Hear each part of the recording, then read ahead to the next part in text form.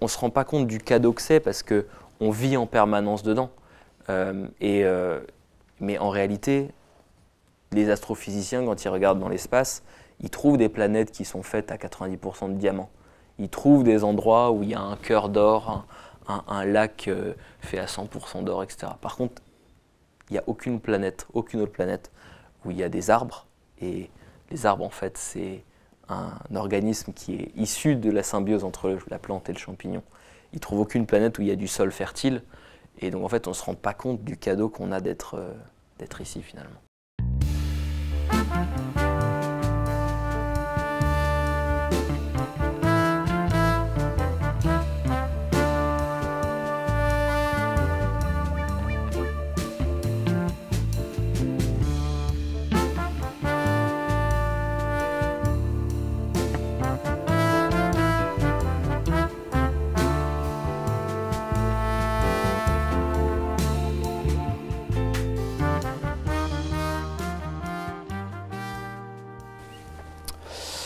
Eh bien, bonsoir à toutes et tous.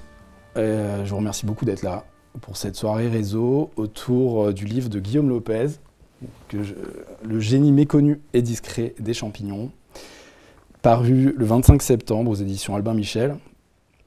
Et pour toutes celles et ceux qui viennent ici pour la première fois, bienvenue dans Réseau, l'école de méditation. Est-ce qu'il y en a certains qui sont venus qui sont là pour la première fois ? Alors, juste en quelques mots pour vous présenter Réseau. Réseau, c'est une école de méditation qui a été créée par Fabrice Midal et qui propose une approche de la méditation assez singulière, dans la mesure où c'est une approche qui dialogue avec les arts et la culture. Et c'est dans ce cadre que je vous propose ce soir de découvrir le travail de Guillaume Lopez sur les champignons. Alors, comment va se dérouler la soirée ?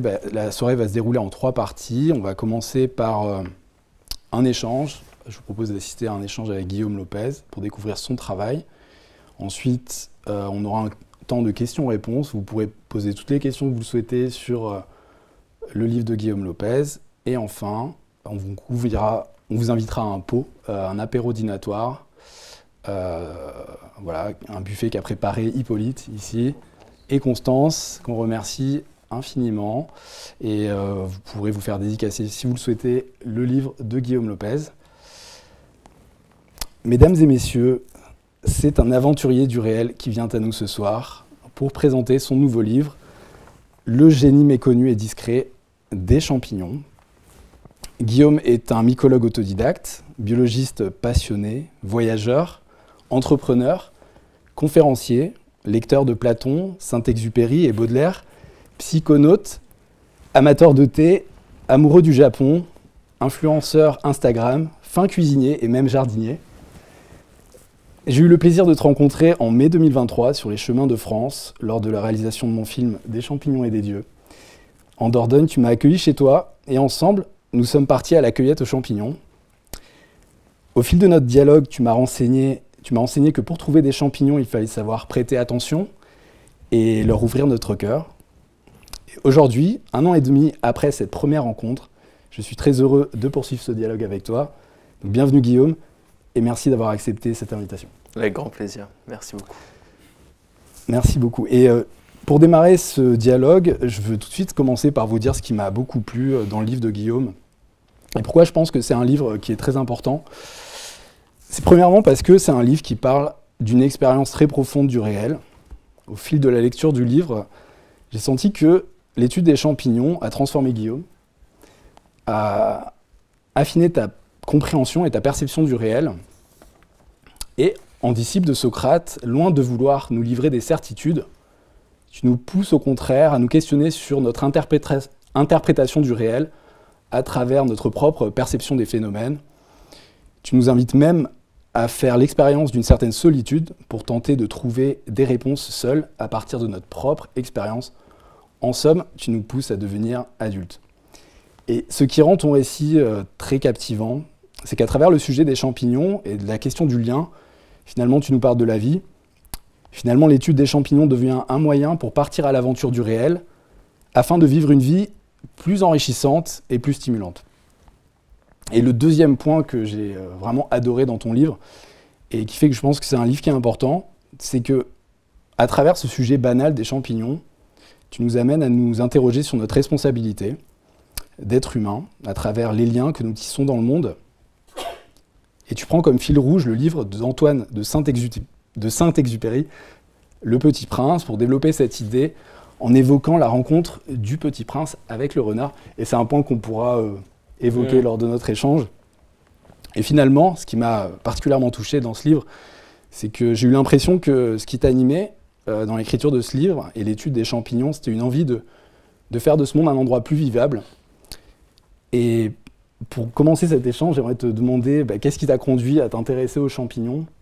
C'est quoi ton histoire, Guillaume, à travers les champignons? Merci beaucoup pour ce descriptif, franchement, il est assez incroyable.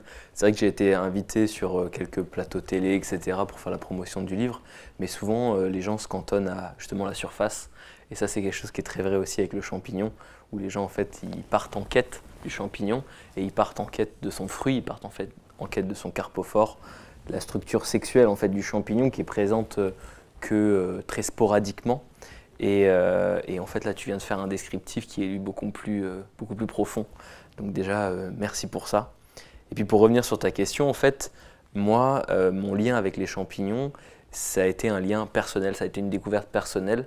Parce qu'en fait, depuis toujours, je pense que j'ai dans mon logiciel une passion pour la nature.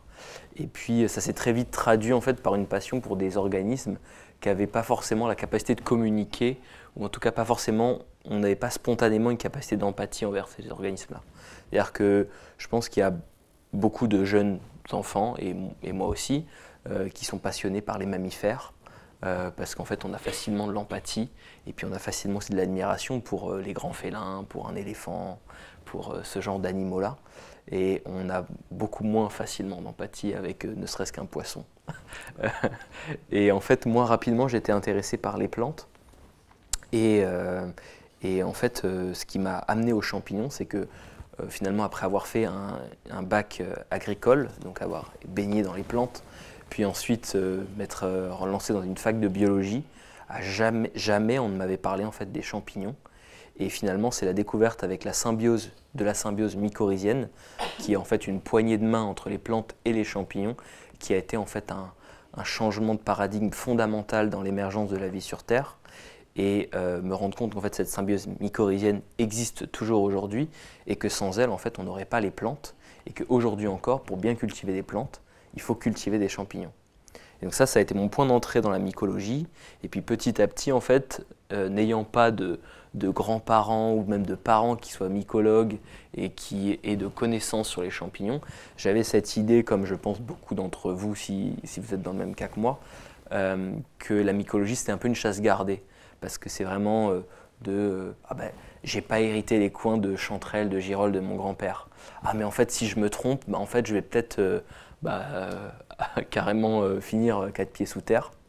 Et du coup, il y a un peu cette image de la mycologie comme quelque chose d'inaccessible, d'inabordable, si finalement on s'y jette pas dedans, quoi.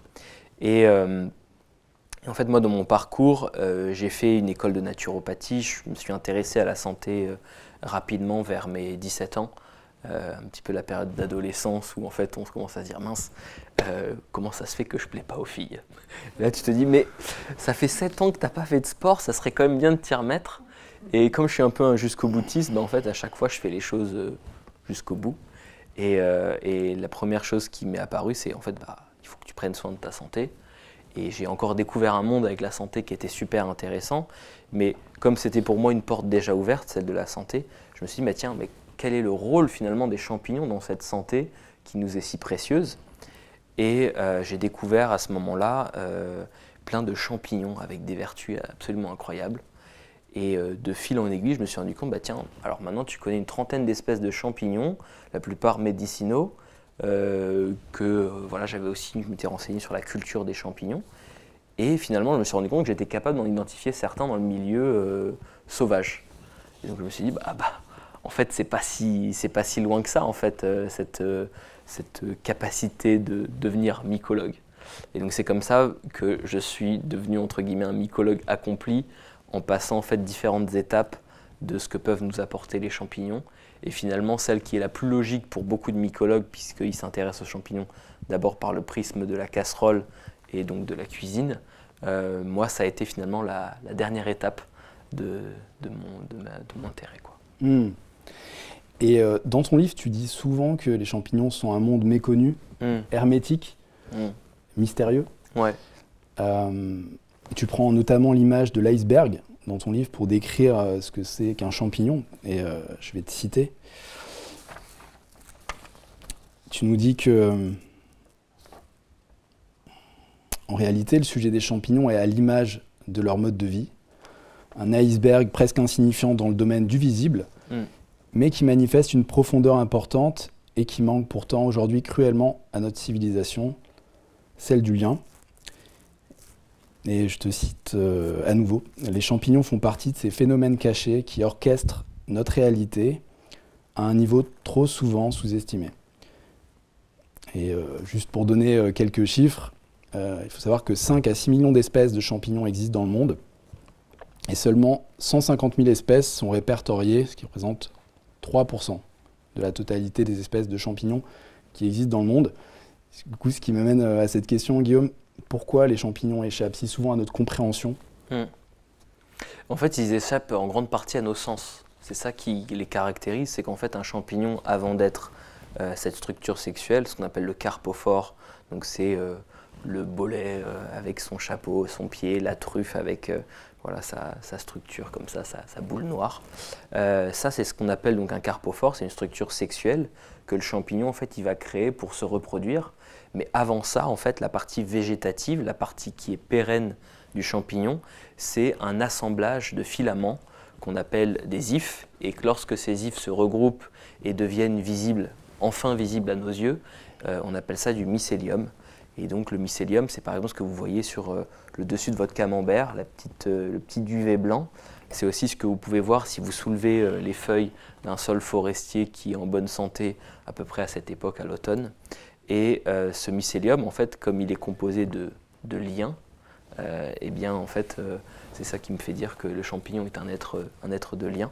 Et puis en plus, c'est caractéristique aussi de plein de modes de vie finalement du champignon, parce que le champignon, il a des modes de vie symbiotiques, parasitiques, et en fait, il rentre en contact avec énormément d'organismes dans les écosystèmes. Et puis, il y avait une deuxième partie à ta question que j'ai oubliée. Non, je citais aussi le fait que finalement, il n'y a que 3% des espèces totales de champignons qui sont connues à l'heure actuelle. Et ce qui me font penser qu'effectivement, c'est un monde qui reste largement méconnu et que voilà, les grandes découvertes dans le domaine fongique sont à venir. Oui, parce qu'en fait, jusque dans les années 60, le champignon, en fait, c'était considéré comme des plantes, c'était considéré comme des végétaux. Et donc, en fait, on ne leur a pas porté une attention à leur rang. Aujourd'hui, on les a élevés justement au rang de règne, comme le règne animal, comme le règne végétal. On a le règne fongique. Et donc, la diversité fongique, en fait, elle est à peu près aussi grande que la diversité chez les animaux et chez les végétaux. Mais en fait, ils partent avec un handicap qui est justement le fait que la plupart du temps, en fait, les champignons vivent une vie qui échappe complètement à notre odorat, à notre vision, à notre toucher. Et du coup, en fait, on a du mal à les décrire.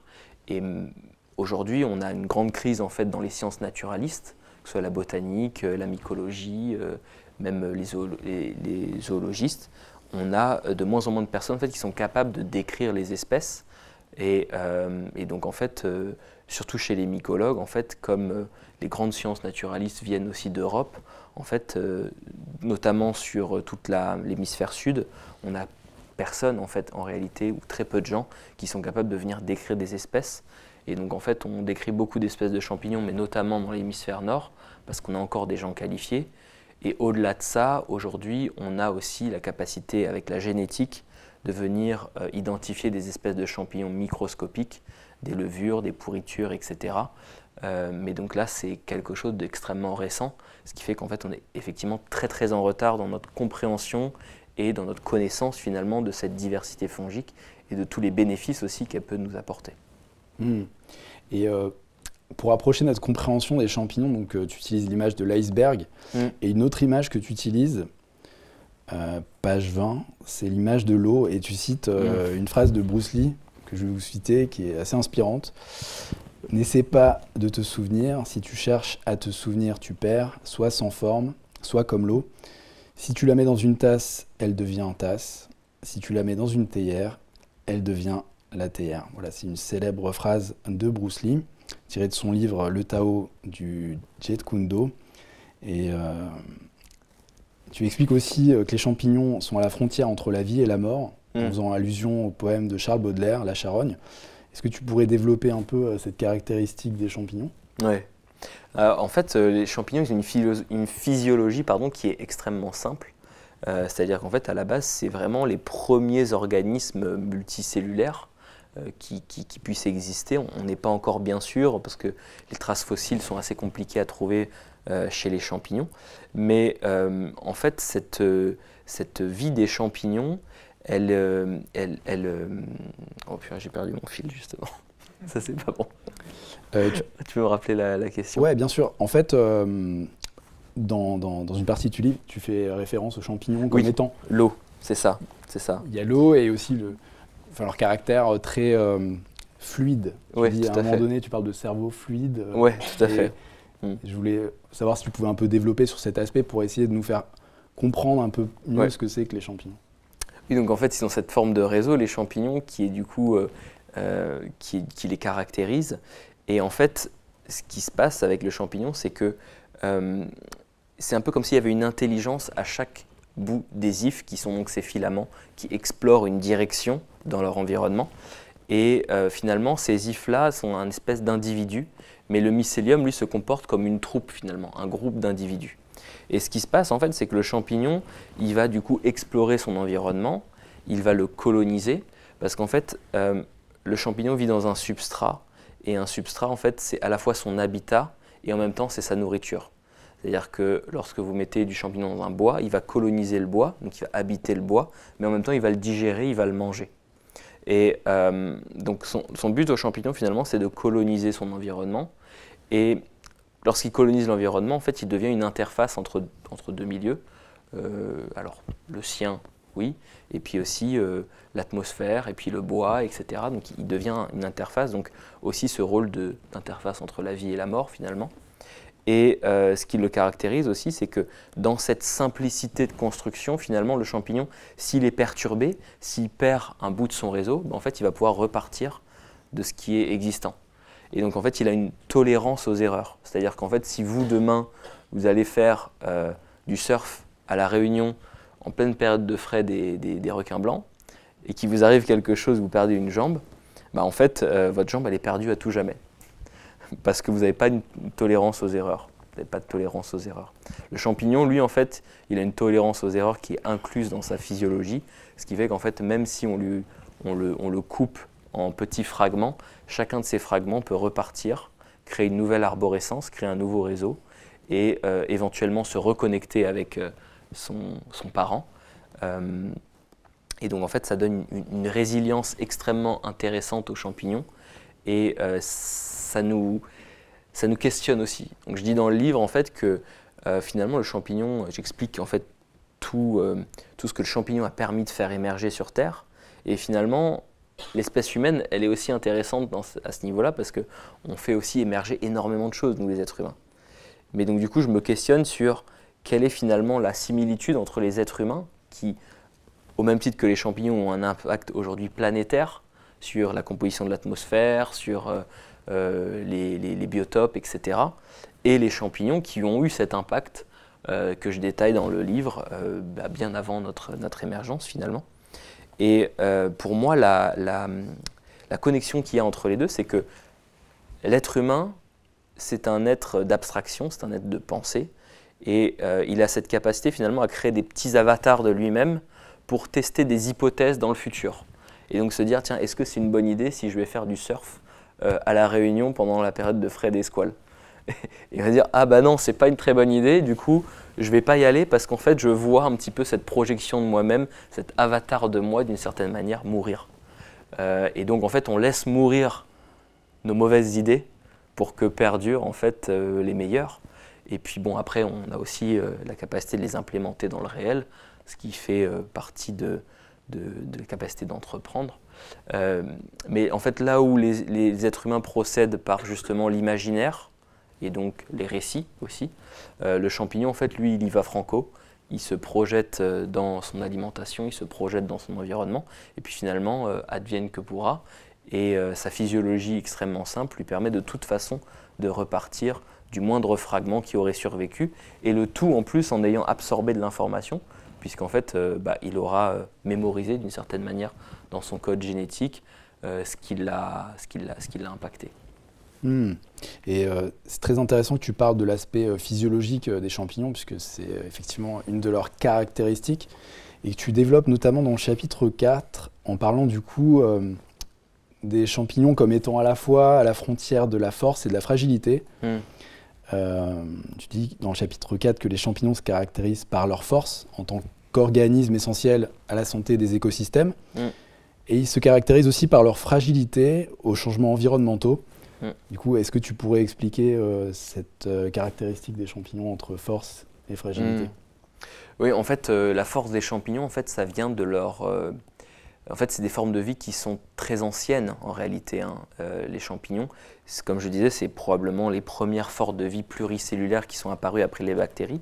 Et en fait, aujourd'hui, les meilleures estimations, elles datent la première cellule eucaryote avec un vrai noyau, qu'on appelle l'UCA, Last Unicellular Common Ancestor. Elle date l'apparition de cette cellule-là seulement quelques centaines de millions d'années après l'apparition en fait, du globe terrestre. Et le globe terrestre, il a environ 4 milliards d'années.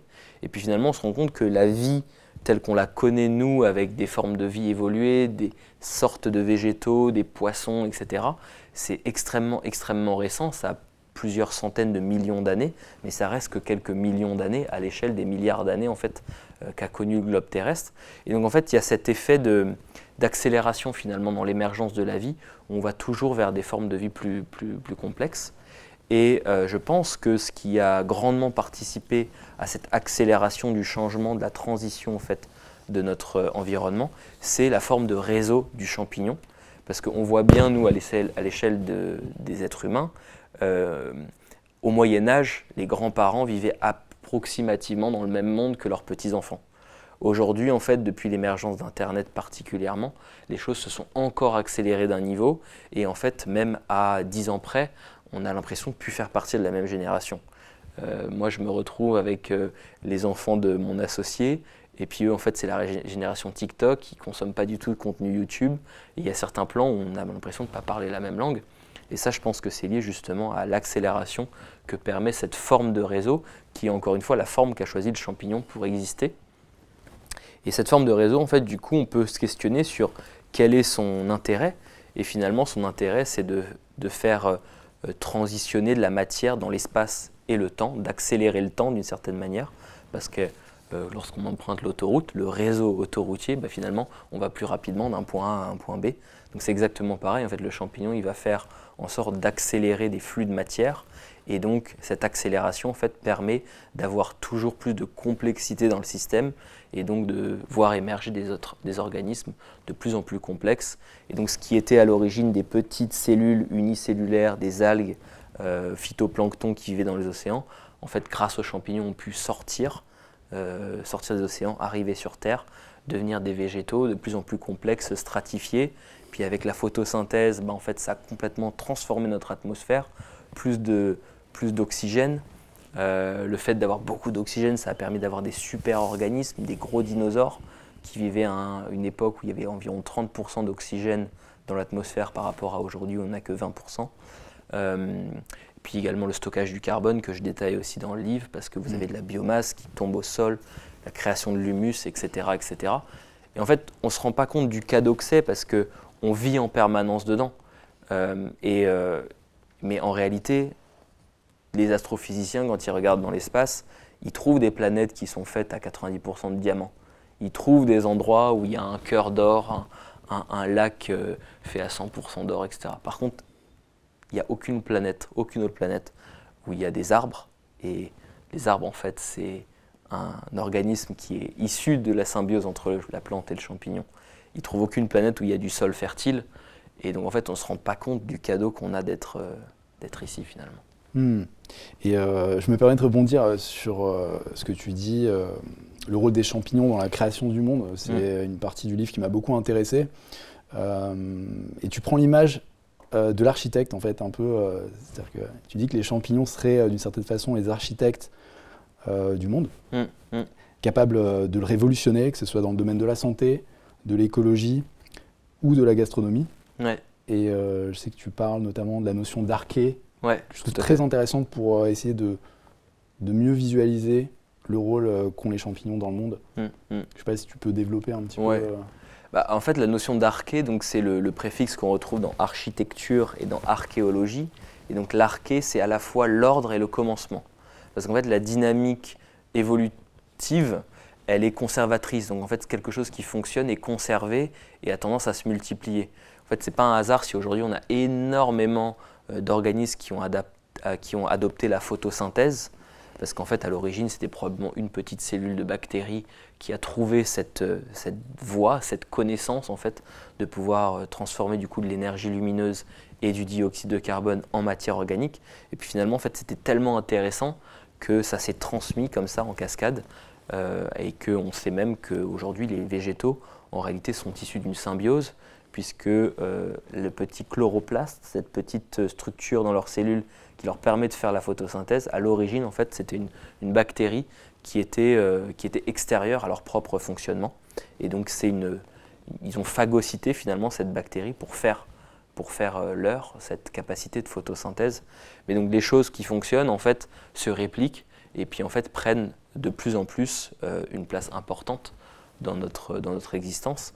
Et donc cette notion d'arché qui est à la fois donc l'ordre et le commencement, c'est-à-dire que c'est quelque chose qui a fonctionné, donc qui a donné un ordre de marche à notre monde, et puis finalement en fait ça devient tellement imbriqué, tellement dans les murs que ça devient un monument.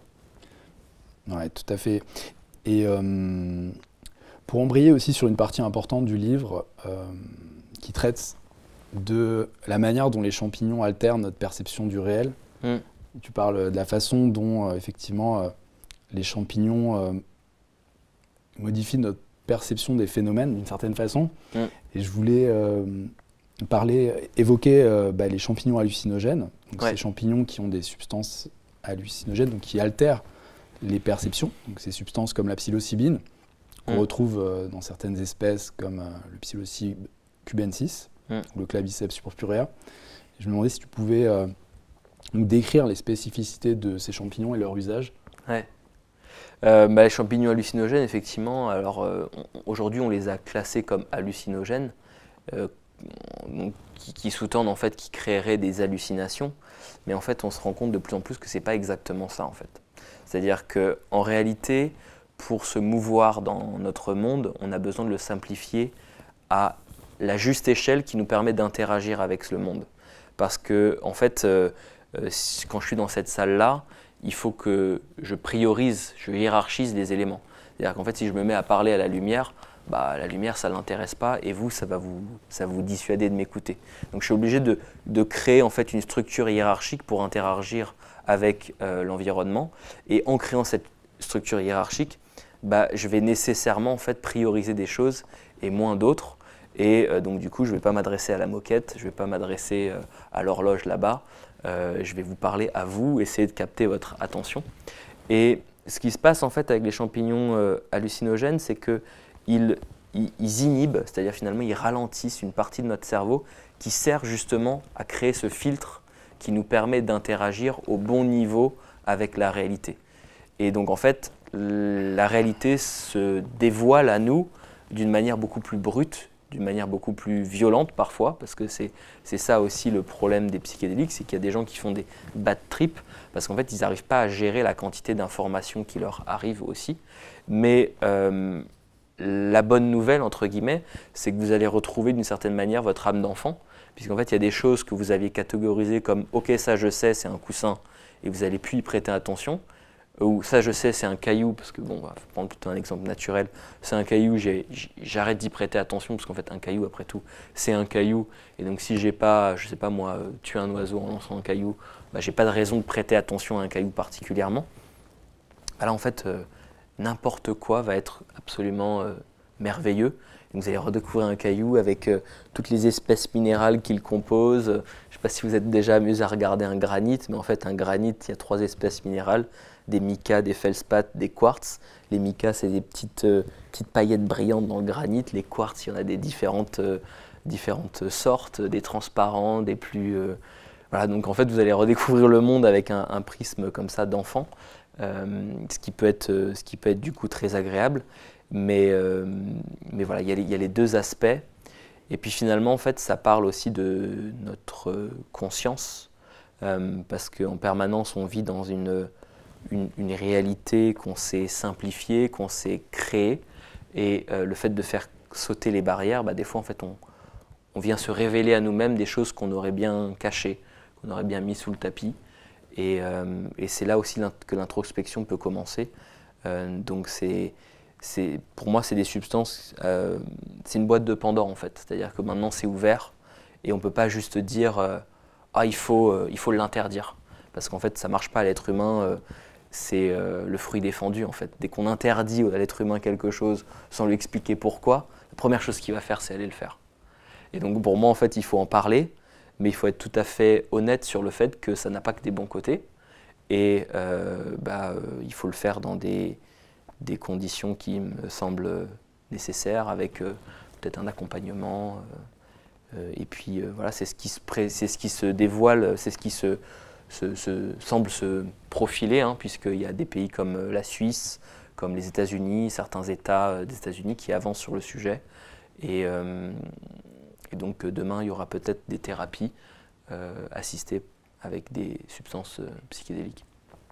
Et on rappelle bien sûr que les psychédéliques sont interdits et appartiennent à la catégorie des stupéfiants.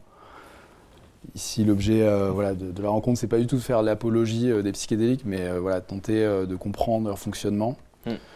Voilà, petit aparté, mais bon. C'est nécessaire. Ouais. C'est nécessaire. Et alors j'aimerais me diriger vers la fin de cet échange pour traiter une partie qui m'intéresse particulièrement, que je trouve qui est vraiment magnifique dans le livre. Donc c'est la partie sur le lien. Et étant du coup dans une école et association qui s'appelle Réseau, je trouvais ça particulièrement à propos. Donc tu décris les champignons comme étant des êtres de lien.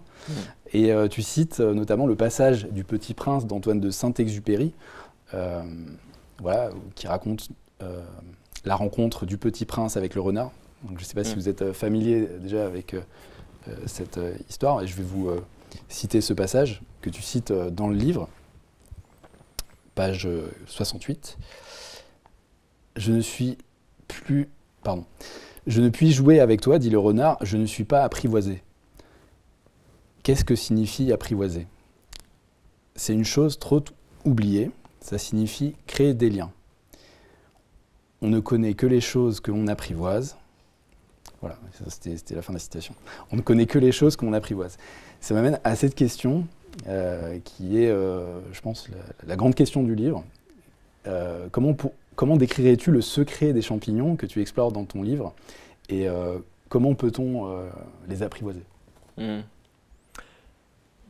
Oui, je termine un peu le livre là-dessus. Et en fait, ça rejoint un petit peu le début de cette interview, c'est qu'il y a beaucoup de choses qu'on fait de manière très superficielle. Et je pense qu'on ne peut pas être expert dans tout. Donc nécessairement, en fait, on va devoir faire des choix parce qu'on a une existence qui finalement est finie dans un monde qui est beaucoup, beaucoup, beaucoup plus grand que nous. Donc s'il n'est pas infini, il est au moins beaucoup, beaucoup plus grand que nous et donc on doit nécessairement faire des choix. Mais le message que j'essaie de transmettre, c'est ce pourquoi on sent un appel, au moins l'explorer jusqu'au bout et voir où ça nous mène. Parce que finalement, souvent on se dit j'ai une idée. Mais est-ce qu'on a vraiment une idée en fait? Est-ce que c'est pas l'idée qui vient à nous? Et en fait, est-ce que c'est pas nous qui nous sommes saisis d'une idée finalement?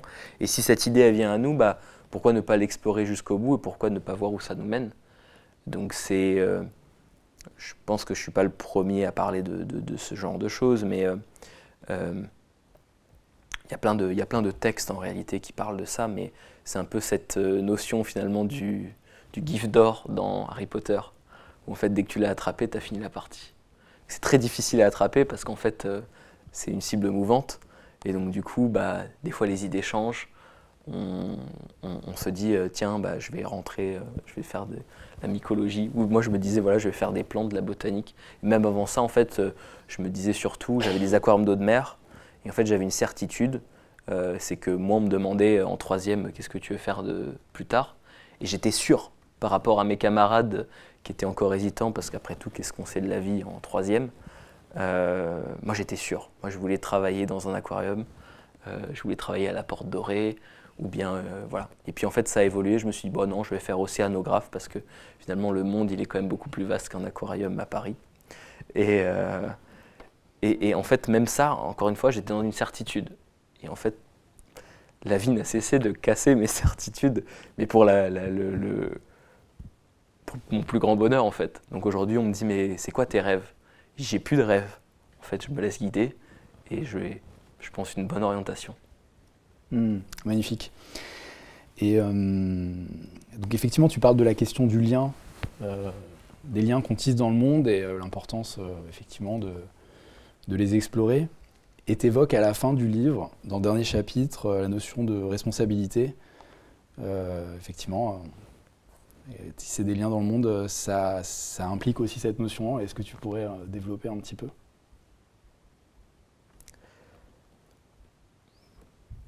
Ouais. Ou pas? C'est pas... Non, mais Saint-Exupéry avait compris bien de choses, quoi. On est responsable de ce qu'on apprivoise. Magnifique. Merci beaucoup, Guillaume, pour cet échange et pour ce livre que je trouve vraiment magnifique et que je pense est important. Du coup, voilà, je vous invite vivement à le découvrir. On pourra, si vous le souhaitez, le dédicacer. Et voilà, si vous avez des questions, elles sont les bienvenues. Je vous propose de faire un petit question-réponse pendant une quinzaine de minutes, avant de passer au buffet. On va vous donner le micro. Je voulais savoir, si j'ai bien entendu, vous parliez du paramagnétisme des champignons? Ou je me suis trompée, j'ai mal entendu? Non, paramagnétisme, c'était les contraintes du mycélium. Il était lié, vous parliez de la manière dont ça poussait et de ces contraintes. Non, mais en fait, en fait, le mycélium, quand on le pose à un endroit, il va d'abord explorer son environnement de manière très homogène.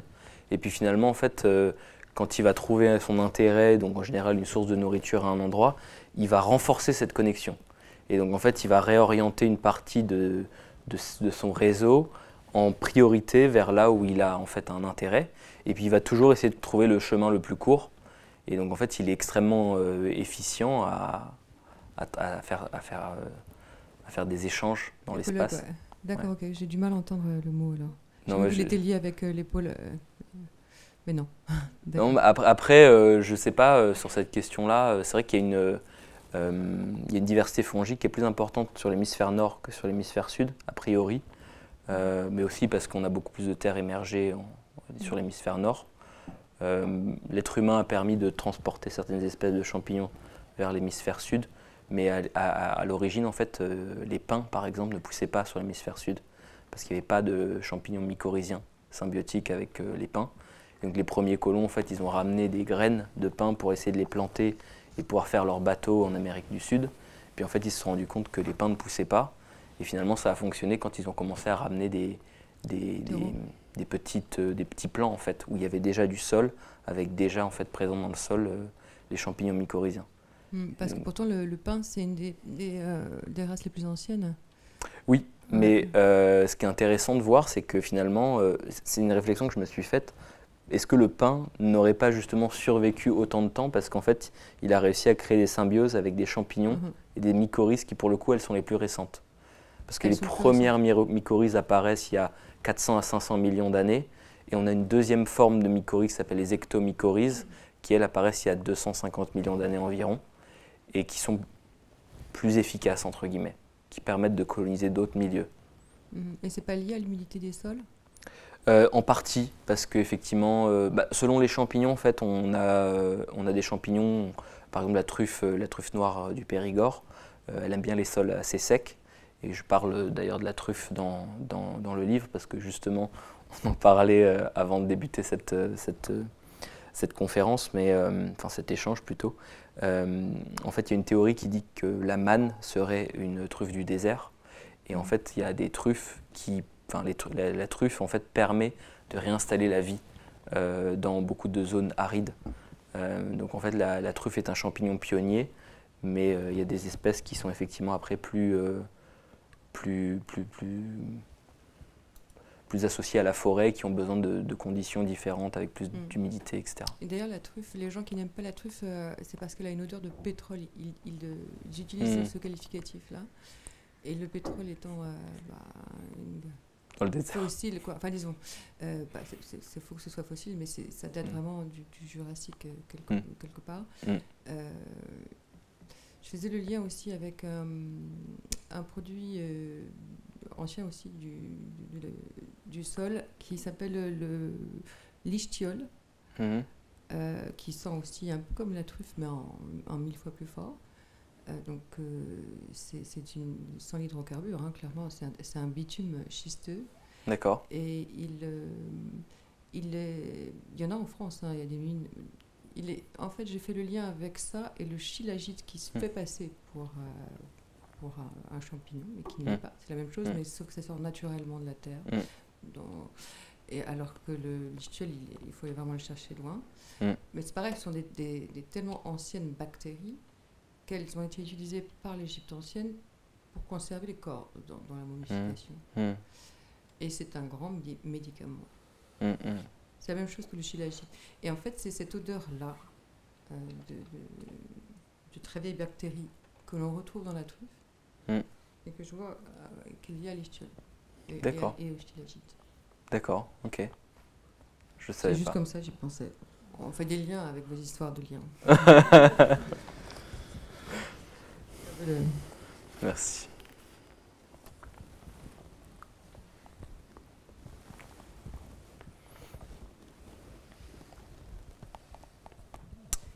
Je te remercie pour tout ce que tu dis sur ce que tu as développé sur le réseau, c'est-à-dire finalement qui est une métaphore qui peut nous inviter effectivement à observer le fonctionnement des champignons pour nous-mêmes créer du lien, si je t'ai bien compris, hein, en suivant le fil de notre instinct, de notre tête chercheuse. C'est bien ça ce que tu veux dire?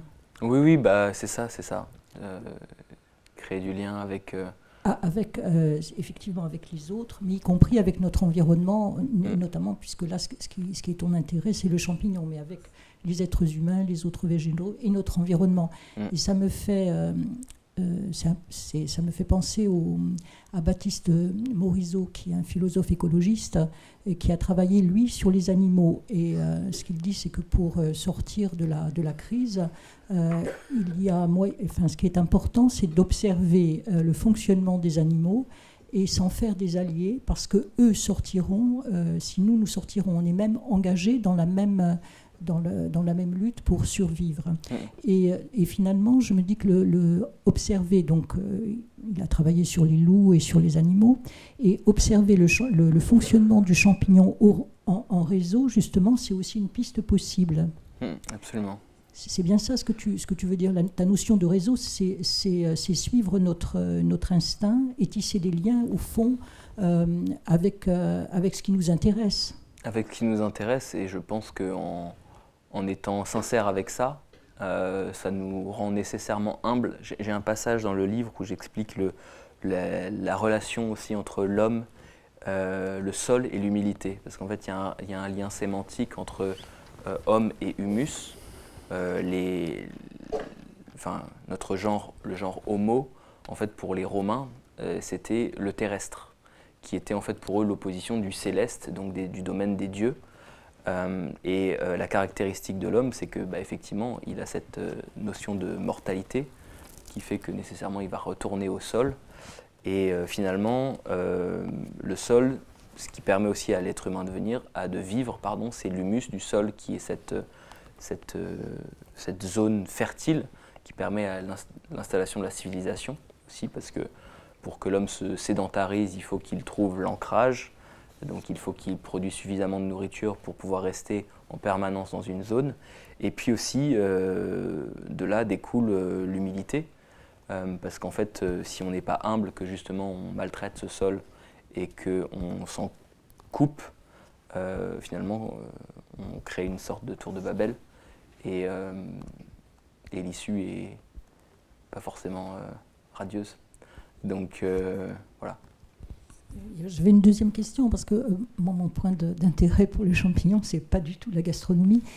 Ça peut être la nature, là, justement, avec ce que tu évoques, et ça peut être aussi, surtout, les propriétés médicinales des champignons. Est-ce que tu peux en dire deux mots Enfin, deux mots, non, c'est pas un cours sur ça. Oui, bah c'est très vaste, mais... disons que sur les champignons les plus incontournables, voilà, je dirais les choses comme ça. Bon, tu as évoqué la psilocybine comme champignon hallucinogène, mais là, je veux dire, dans un domaine de la santé. Oui. En fait, une substance qui fait bien lien avec ce que je viens d'évoquer, c'est l'ergothionéine, en fait, qui est un dérivé d'acide aminé antioxydant, qui est produit en fait par certaines amibes, quelques bactéries, mais surtout les champignons. Et donc la source de notre alimentation de cette ergothionéine, en fait, c'est le champignon, majoritairement. Et en fait, l'ergothionéine, il se trouve que tous les organismes l'utilisent, parce qu'en fait, elle est devenue incontournable dans le monde. Et encore, ça parle de cette idée d'architecture, c'est-à-dire qu'en fait, si les champignons sont effectivement très anciens et sont antérieurs à l'émergence de toutes les restes des formes de vie, ça veut dire qu'en fait toutes les formes de vie se sont habituées à vivre dans un monde où les champignons existaient déjà, et donc à pouvoir utiliser entre guillemets le champignon. Et donc l'ergothionéine, dans notre corps, elle a des rôles extrêmement importants, parce qu'en fait on se rend compte que dans toutes les maladies inflammatoires, auto-immunes, maladie de Crohn, la cataracte, etc., à chaque fois en fait quand on dose l'ergothionéine, en fait, une des différences fondamentales entre l'ergothionéine et la plupart des antioxydants, c'est que la plupart des antioxydants en fait, sont des caroténoïdes, polyphénols, etc., qui sont caroténoïdes, il y a de la provitamine. Bon, on va dire que ce sont des xénobiotiques, c'est-à-dire des substances étrangères que notre foie va rapidement détoxifier et donc en fait évacuer. L'ergothionéine, au contraire, en fait, nos cellules ont une voie de capture de l'ergothionéine qui lui est spécifique, et donc elles sont très avides de récupérer de l'ergothionéine dans notre alimentation. Et en fait, cette ergothionéine-là, du coup, on peut la doser dans tous les tissus de notre corps. Et en fait, ce qu'on se rend compte, c'est que quand il y a l'émergence en général d'une pathologie liée à la vieillesse, la cataracte, ou bien de pathologies inflammatoires majeures, maladie de Crohn, etc., et bien en fait, quand on dose l'ergothionéine dans ces tissus-là, il y a une diminution très nette du taux d'ergothionéine. Et puis, il y a eu des expériences aussi qui ont été faites où on prend des personnes âgées et on essaie de les catégoriser en deux groupes, les personnes âgées en bonne santé et celles en moins bonne santé, par des critères qui sont objectifs, par exemple la force de la poigne, etc. Et en fait, on fait donc une catégorie des gens en bonne santé et des gens en moins bonne santé, indépendamment de l'âge, enfin, sur une tranche d'âge équilibrée. Et ce qu'on se rend compte, c'est que les gens qu'on trouve en meilleure santé, ils ont souvent un taux d'ergothionéine en fait, qui est plus intéressant, qui est plus haut. Et ça fait écho en fait, à d'autres études qui ont montré que si l'ergothionéine est produite effectivement par les champignons et plus largement par la vie microbienne des sols, en fait, toutes les pratiques agricoles qui vont au contraire détruire cette vie microbienne des sols sont susceptibles du coup de réduire la concentration de nos aliments en ergothionéine. Et donc ils ont fait l'essai de faire des cultures avec labour et sans labour. Et en fait, alors c'était pas les meilleures plantes, c'était du maïs, du soja, etc. Mais ce qu'ils se rendent compte, ne serait-ce qu'avec ça, c'est que ces plantes, cette alimentation-là, en fait, a 30% de moins d'ergothionéine, contient 30% moins d'ergothionéine. Et donc, en fait, encore une fois, c'est la relation qui unit notre santé individuelle au devenir du sol, finalement. Et puis, en fait, au-delà de la santé individuelle, je pense que la santé des individus, c'est aussi la santé de notre société au global. Donc notre relation au sol, en fait, elle est indispensable à l'échelle individuelle, mais aussi à l'échelle de notre civilisation. Mais c'est ça, ce que je dis, c'est que comme à un moment on parlait beaucoup des vers de terre, hein, donc je pense aux bourguignons, etc. Oui. Donc tu dis que l'ergothionine qui est présente dans le sol, dans un sol qui n'est pas détruit par les pesticides, etc., est de la même manière indispensable. C'est-à-dire qu'un sol vivant contient de l'ergothionine qui est indispensable à notre santé, qui nous conserve en meilleure santé. Ouais, et ma question, elle était plus générale, parce qu'on parle beaucoup des champignons, notamment du reishi, du shiitake, du maitake dans le cancer. Oui, c'est aussi, là, c'est quelque chose de beaucoup plus spécifique, puisque c'est un peu ça que je souhaitais que tu puisses développer. Alors en fait, les champignons ont plusieurs catégories de molécules intéressantes pour notre santé. Et il y a notamment les bêta-glucanes, qui sont des sucres complexes. Et en fait, ces sucres complexes, ils sont utilisés par nos cellules, qui en fait vont les arborer à l'extérieur. Et en fait, ces sucres permettent de donner les bons signaux aux cellules immunitaires. Et donc en fait, les bêta-glucanes ont un effet qu'on appelle immunomodulant, c'est-à-dire que sur un système immunitaire qui serait trop sollicité, comme en cas d'allergie ou justement de pathologie auto-immune, où il y a une activation du système immunitaire, en fait, ça peut ralentir l'activité du système immunitaire. Et au contraire, dans le cas d'un système immunitaire qui serait déprimé, eh bien, en fait, ça peut augmenter du coup l'efficacité du système immunitaire. Et comme c'est le système immunitaire qui, en fait, dans notre organisme, joue plein de rôles fondamentaux, mais notamment qui doit détruire les cellules cancéreuses quand il en voit certaines apparaître. C'est aussi lui qui, en fait, va créer beaucoup d'inflammation, parce qu'en réalité, l'inflammation est liée à l'oxydation, et l'oxydation, en fait, c'est un mécanisme d'attaque pour détruire les bactéries, les agents pathogènes. Donc en fait, les champignons ont vraiment un rôle de messager, à la fois dans les écosystèmes, mais aussi pour notre organisme. Et donc en fait, ils permettent de transmettre les bons messages. Merci. Bon, alors je vais faire redescendre un peu le niveau vibratoire de ces échanges, mais c'est une question à ras de mus d'un cueilleur de champignons. Moi, il y a une chose qui me fascine dans les champignons et qui me sidère, et à chaque fois que je vais faire de la cueillette, je suis sidéré par ça, c'est la vitesse de croissance et la force de vie des champignons. Ouais. Vous allez à un endroit un jour, il n'y a rien, le lendemain vous revenez et vous avez un champignon qui est sorti avec une force sidérante. Je ne connais pas d'autres espèces qui me sidèrent autant que les champignons. Et quelle explication tu peux donner par rapport à ça ?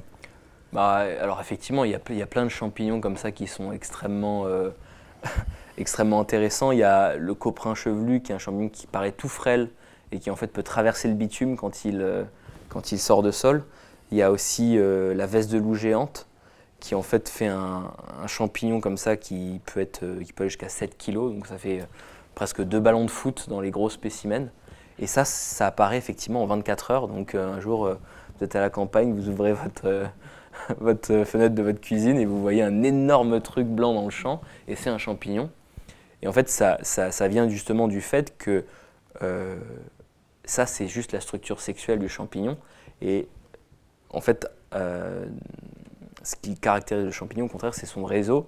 Et en fait, quand le champignon a décidé de fructifier, il va envoyer plein de matériel, d'eau, de nutriments, etc. à cet endroit qui va devenir son fruit. Et ça crée une force de pression qui permet justement, par exemple, typiquement de soulever le bitume ou de faire émerger comme ça une énorme veste de loup. Et ça parle en fait de ce que je disais au début, c'est-à-dire qu'en fait, 99% du temps, la vie du champignon passe inaperçue. Et finalement, ce qu'on voit, c'est juste l'expression de son besoin de reproduction. Mais c'est voilà. C'est une notion de survie, alors, de cette expansion Ouais, oui, c'est le besoin de se reproduire. Hein. Donc, ouais. Merci.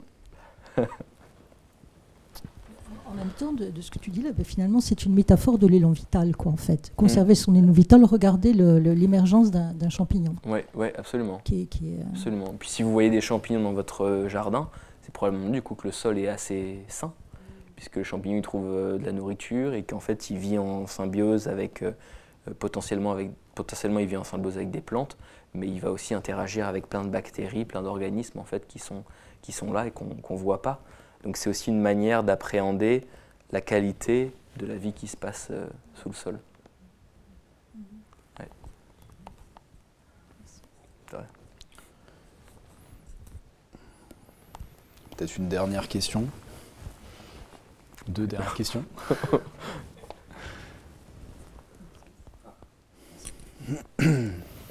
Allô? Oui, c'est bon. Ouais, là de mémoire, j'ai pas trop la question en tête, mais je voulais juste aborder la thématique de la mycothèque. Mhm. Et il me semble que la NASA, ils utilisent les filaments de champignons pour faciliter le voyage des astronautes.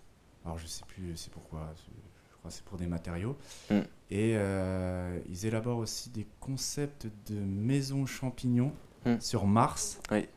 Et la question que je voulais poser par rapport à ça et les mycothèques, c'est que si c'est as above, so below, que ce qui est en haut est comme ce qui est en bas, si on est potentiellement capable de le faire sur une autre planète dont on ne sait même pas si elle est véritablement habitable, qu'est-ce qu'on peut faire ici-bas et du coup construire de nouveaux types d'habitats high-techo, mycologico, enfin je sais pas trop comment le dire. Ouais. Voilà, Je pense qu'en fait c'est une idée que je défends dans le livre, mais pour moi il ne faut pas opposer les deux en fait. Dans le narratif écologique, on a toujours à dire non mais c'est pas bien du tout, il ne faut pas aller sur d'autres planètes. Mais en fait, moi j'y vois aussi une opportunité de justement se rendre compte de la chance qu'on a sur notre planète. Et notamment le fait, comme tu le soulignes, qu'il va falloir nécessairement utiliser les champignons dans plein d'aspects pour pouvoir recréer une planète habitable. Et donc il y a effectivement cette idée de construire des maisons en champignons. Il y a aussi justement 2024, début 2024, il y a une étude qui est parue où ils ont réussi à créer du sol fertile en utilisant du lombricompost et des champignons pour cultiver des petits pois. Non, pas des petits pois, des chickpeas, des pois chiches, voilà. Des pois chiches, mais ouais, c'est un petit miracle en fait, à chaque fois qu'une plante passe de l'état de feuille jusqu'à sa fleur, puis fructifie, c'est vraiment toujours un petit miracle. Et en fait, ce miracle-là, il est permis en permanence par les champignons. Et le fait de redécouvrir ce simple chose et de pouvoir s'émerveiller, pour moi, ça me semble être une grande opportunité en réalité. Et puis après, il ne faut pas oublier aussi que pour déployer une technologie dans le monde réel, il faut qu'elle soit compétitive d'un point de vue financier. Et donc, on ne peut pas juste dire « Ok, on va faire des maisons en champignons ». Si ça coûte beaucoup trop cher, en fait, voilà. Et puis il y a des économies d'échelle qui sont réalisées, donc pourquoi pas laisser à des grandes institutions comme la NASA, etc., qui ont beaucoup de financement, l'opportunité justement d'essayer de développer ces technologies et de voir si à terme elles ne peuvent pas être incluses dans nos modes de vie à nous, de petits citoyens, quoi. Voilà. Merci. Est-ce qu'il reste des questions? Myriam? 2 questions. Ouais. 2 questions. Oui, ma question serait, s'il y a 2 champignons qui sont différents, puisqu'on parle de réseau, est-ce qu'ils travaillent ensemble? Qu'est-ce qui se passe? Ah ouais, c'est une très bonne question. C'est une très bonne question parce qu'en fait, c'est vrai qu'il y a aussi une utopie qui est que j'entends souvent, notamment aussi avec les plantes, où en fait les plantes coopèrent entre elles grâce aux champignons, etc. Et en fait, c'est pas exactement ça. Il y a quand même beaucoup d'interactions qu'ont les organismes, où il y a de la compétition en jeu. Mais finalement, je parle de la compétition circulaire en fait dans mon livre, où on se rend compte que finalement, quand plusieurs organismes font de la compétition entre eux, ce qui émerge au final, c'est une forme d'équilibre qui pourrait s'apparenter à de la coopération. Et donc pour parler quand 2 réseaux de champignons en fait, se croisent, souvent ils rentrent en conflit. Et donc les champignons en fait, se battent entre eux.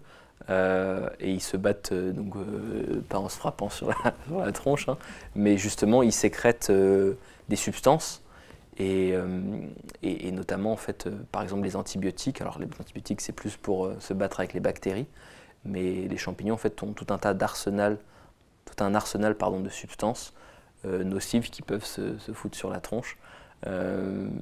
Alors voilà, il y a plein de manières de faire, mais je lisais une étude intéressante parce qu'on s'est rendu compte que les champignons en fait étaient sensibles au bruit. Et donc on s'est demandé mais pourquoi, à quoi est-ce que ça leur sert d'être sensible au bruit?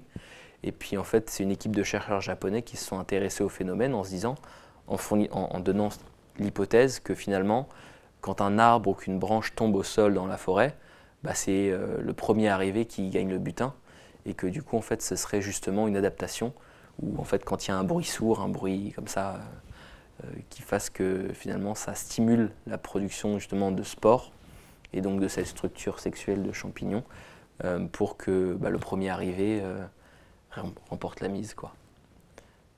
Donc voilà. Et donc la plupart du temps, en fait, si on fait ça à l'échelle d'une boîte de pétri, si on met 2 souches de champignons distinctes, même la même espèce, pleurote en huître par exemple, mais qu'on met 2 souches distinctes à 2 extrémités de la boîte de pétri, en fait, ce qu'on voit, c'est qu'il y a une espèce de ligne de séparation, une ligne de front qui se crée, une ligne d'éviction, une sorte d'état tampon. Et par contre, si on prend un clone de cette même espèce et qu'on le met, en fait, les 2 mycéliums refusionnent et là, en fait, ils se remettent à former un seul réseau. Voilà.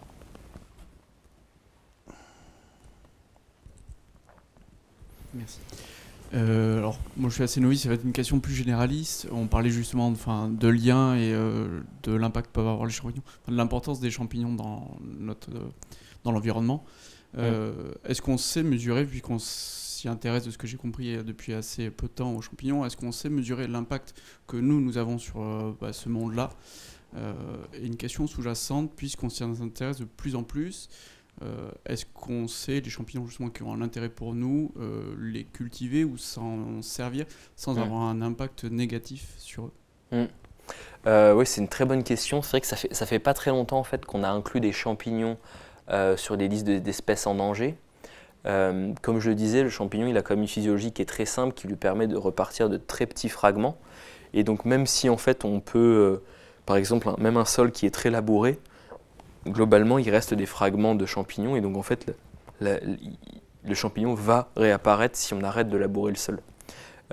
Par contre, là où c'est problématique, c'est certaines espèces en fait vivent uniquement dans des forêts, des vieilles forêts, et donc là effectivement c'est un habitat qui est en voie de disparition.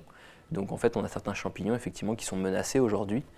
Moi, j'en ai trouvé un il n'y a pas plus tard que 10 jours, il y a 10 jours en Dordogne, un champignon qui s'appelle l'Ericium erinaceus, qui a une forme de crinière de lion, et donc les Anglais l'appellent lion's mane, crinière de lion. Et en fait, cette espèce-là, en Europe, elle est à protéger. Elle a été proposée comme ajout sur les conventions de Berne pour les espèces menacées. Voilà, on a quelques champignons comme ça, effectivement, qui sont menacés, mais c'est vrai que peut-être qu'on a déjà été trop loin pour certains d'entre eux.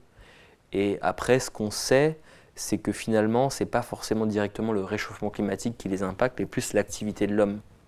Et donc, dans le cadre des champignons mycorhiziens, qui vont du coup rentrer en symbiose avec les végétaux, et donc faire cette poignée de main, parce qu'en fait, mycorhize, myco c'est champignon, rhiza c'est la racine, donc c'est une structure hybride qui n'est ni la plante ni le champignon.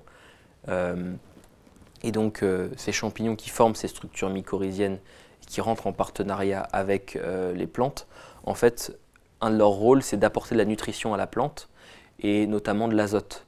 Et sauf qu'en fait, dans nos moteurs à explosion, on fait ce qu'on appelle des NOx, des oxydes d'azote, et en fait, ces oxydes d'azote retombent et sont assimilables pour les végétaux, ce qui fait qu'en fait, les végétaux n'ont pas intérêt de payer le champignon avec des sucres issus de la photosynthèse qu'eux, ils ont mis du temps, de l'énergie, des efforts à créer, si en fait le champignon n'apporte pas une contribution à leur survie. Et donc en fait avec cette quantité de NOx qu'on libère, finalement on donne de l'azote aux plantes, et ça c'est du travail qui a pu de disponible pour le champignon. Et il n'y a pas de pôle emploi pour le champignon. Donc, en fait, quand il ne bosse plus, malheureusement, il meurt, quoi. Voilà. Donc effectivement, ça c'est aussi une menace sur les champignons. Voilà. Peut-être une dernière question? Il y a une piste sur le fonctionnement du cancer en forme de champignon. On va vous donner le micro juste pour l'enregistrement. Il y a une piste sur le cancer qui se comporterait comme un champignon, vous en pensez quoi? Oui, effectivement, je ne vais pas trop creuser le sujet, mais je pense que c'est le fait que, en fait, on a plein de champignons qui peuplent notre organisme, parce que ça fait partie des microbes dans notre microbiome.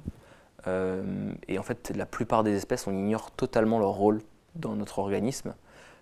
Et donc, en fait, si on analyse les selles d'une personne en bonne santé, il y a à peu près une 50aine d'espèces de champignons dans notre intestin. Mais la seule qu'on connaisse réellement, c'est le Candida albicans, qui est une levure du coup. Et on la connaît notamment parce qu'elle a un rôle négatif, en tout cas qu'elle peut devenir problématique dans le cas de la candidose. Et donc là, c'était, il me semble, des recherches qui montraient qu'effectivement, il y avait certains fungi qui vivent avec notre organisme et qui en fait seraient précurseurs du cancer. Alors est-ce qu'ils, entre guillemets, avertissent ou est-ce qu'ils en sont la cause? Ou même qu'ils se développent les métastases qui se développent comme ça, un peu comme des... Ah oui, mais ça, il y a des parallèles partout dans la nature en fait. C'est un mode de développement. En fait, il y a un parallèle, par exemple, entre les réseaux neuronaux, les réseaux mycorhiziens et même la distribution de la matière noire dans l'univers. Parce qu'en fait, l'architecture de réseau, la forme de réseau, c'est efficace. Et donc, si c'est efficace, c'est répliqué. Ou en tout cas, ça a le potentiel de perdurer dans le temps. Et comme voilà, encore une fois, l'évolution, c'est un processus conservateur, bah, finalement, on a ce biais du survivant où ce qu'on constate en général au quotidien, c'est les survivants d'un grand processus de sélection. Et bon, voilà. Non, mais il y a des cancers qui ont été soignés avec des antiparasitaires, antifongiques. Hein. Oui, mais de toute façon, le champignon n'est pas tout blanc ou tout noir. Hein. On a plein de problèmes également avec le champignon. Il y avait une variété de banane qui s'appelle la banane Gros Michel, qui représentait 90% des bananes d'export. Aujourd'hui, en fait, elle a été décimée par une infection fongique qu'on appelle la maladie du Panama. Et on a remplacé cette variété de Gros Michel par la variété Cavendish, qui est elle aussi, aujourd'hui, menacée par le même champignon, la même maladie. Et donc il y a des États il y a des pays comme l'Australie et la Nouvelle-Zélande qui ont autorisé la commercialisation d'un OGM d'une banane sauvage et de la banane commerciale, qui du coup résiste à cette maladie. On a aussi, alors c'est plus exactement un champignon, mais dans les années 1800, il y a eu le Phytophthora la famille irlandaise. Hein. Et on pourrait avoir des cas similaires hein, avec des mycotoxines qui infesteraient notre chaîne d'approvisionnement et donc on pourrait avoir des problèmes graves à cause des champignons également. Voilà. Dans les deux sens, ouais. C'est dans les deux sens, ouais. On pourrait aussi mettre de la musique pour faire croire que les feuilles descendent plus vite à un endroit ou à un autre. Peut-être, effectivement. Ouais. Bravo en tout cas, je ne sais pas qui veut poser une question. Eh bien écoutez, je vous remercie infiniment d'être venu à cette soirée. Je vous propose de nous retrouver pour poursuivre cet échange lors d'un pot qui a été préparé par les bénévoles en bas. Je te remercie beaucoup Guillaume d'avoir accepté cette invitation. Merci beaucoup. Merci à vous d'être venus à cette soirée. Je remercie infiniment les bénévoles qui ont travaillé pour cette soirée et Elisabeth qui a coordonné. Merci beaucoup. Je vous invite vraiment à découvrir le livre de Guillaume, Le génie méconnu et discret des champignons. Je pense que c'est un livre important. C'est un livre passionnant qui permet vraiment de découvrir en profondeur le monde des champignons. Donc voilà, je vous invite vraiment à le découvrir et Guillaume se fera une joie de le dédicacer. Absolument, avec plaisir. Voilà. Merci à la librairie Almora d'être venue soutenir cette soirée. Et voilà, donc à très bientôt et on se retrouve pour un pot. Merci beaucoup. Merci beaucoup.